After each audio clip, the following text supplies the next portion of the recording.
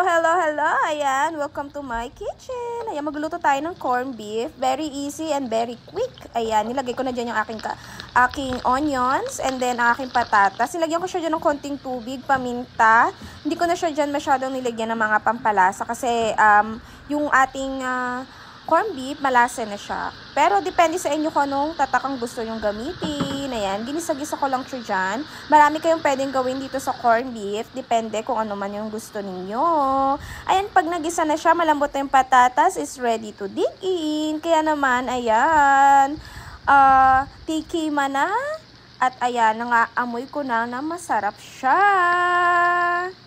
Tara guys, tikman na natin. Ngayon medyo paos. Oh my god. Ay, katapos ko lang magluto ng aking hash corned beef. Yan. Ang tawag nila hash corned beef. Yan. May patatas lang naman. Pinasa siya. Ito siya. Ayan. Ito lang yung aking breakfast. And maybe later, this is my lunch. Kasi medyo tinatamad ako magluto. Yan. Kaya hindi ako makapag-share ng maraming recipe ngayon. Kasi medyo nagre-recharge. Yan. Napasarap ang bakasyon. Ayan. Sobrang sarap nito kasi ito, pwede siyang lagyan ng egg.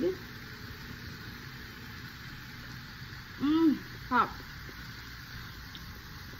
Sobra. Ito guys, pwede nyo siyang lagyan ng egg. Kung gusto nyo medyo elevated, yan. So siya, may pa-elevated. No? Yan. Masarap siya kapag may egg. And then, pwede nyo siyang lagyan ng sotanghon. Yan. Para may sabaw. Marami tayong pwedeng gawin sa corned beef, no? Yan. Kanya-kanyang diskarte lang. Pwede din to na may toyo lang, na walang patatas. Igigisa nyo na may toyo. Parang inadobong corned beef. Wow. Binigyan ko kayo ng idea. Sa akin, ito, pagkain namin to, ng anak ko. Kaya lang, hindi yun kakain medyo nito. Kaya naman, ipagluluto ko siya ng iba.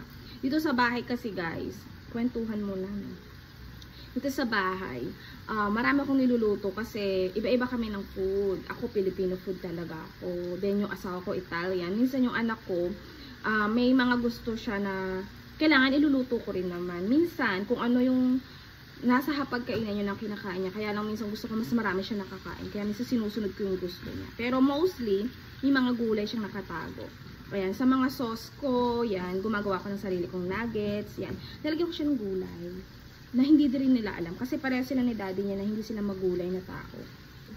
Pero yung mga Filipino food masyado na hindi pa kaya ng anak ko kainin, hindi ko pinipilit. Kasi alam ko pagka lumaki na yan, saka nagkaisip na malalaman niya talaga na mas masustansya kapag kumakain ng maraming gulay, isda, ayan. Ang karne, okay lang yan sa akin, konti-konti lang, kasi better sa akin yung magulay ka, kaysa makarne ka, diba?